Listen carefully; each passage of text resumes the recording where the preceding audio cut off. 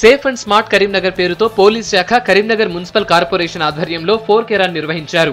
ఈ రన్ లో మంత్రి ఈటల రాజేందర్, ఎంపీ వినోద్ కుమార్, ఎమ్మెల్యేలు, జిల్లా నేతలతో పాటు విద్యార్థులు పెద్ద సంఖ్యలో పాల్గొన్నారు.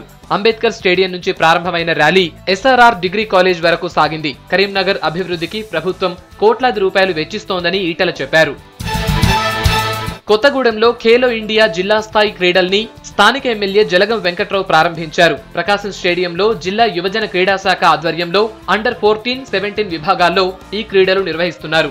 క్రీడల్ని ప్రోత్సహించేందుకు కొత్తగూడెంలో 40 ఎకరాల స్థలం కేటాయిస్తామని ఎమ్మెల్యే వెంకట్రావు చెప్పారు. ఖమ్మంలో జిల్లా స్థాయి క్రికెట్ టోర్నీని ఎమ్మెల్యే పువ్వాడ అజయ్ కుమార్ ప్రారంభించారు. స్వయంగా క్రికెట్ ఆడి క్రీడాకారుల్లో ఉత్సాహాన్ని నింపారు. పటేల్ స్టేడియంలో డే అండ్ నైట్ జరిగే ఈ టోర్నీని రోటరీ క్లబ్ నిర్వహిస్తోంది. ప్రతిభ గల క్రీడాకారుల్ని సర్కార్ ప్రోత్సహిస్తుందన్నారు ఎమ్మెల్యే అజయ్. ప్రభుత్వ ఆసుపత్రుల్లో రోగులకు మెరుగైన సేవలు అందించాలని ఆదేశించారు వైద్య ఆరోగ్య శాఖ కమిషనర్ వాకాటి కరుణ. పెద్దపల్లి జిల్లా కేంద్రంలోని ప్రభుత్వ ఆసుపత్రిని ఆమె తనిఖీ చేశారు.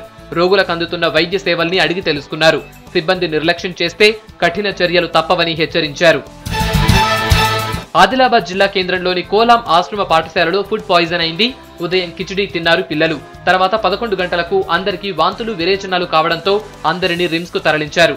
ప్రస్తుతం అందరి ఆరోగ్యం నిలకడగా ఉందని, పేరెంట్స్ ఆందోళన చెందాల్సిన అవసరం లేదంటున్నారు డాక్టర్స్. కలెక్టర్ బుద్ధ ప్రకాష్ ఆసుపత్రిని సందర్శించారు.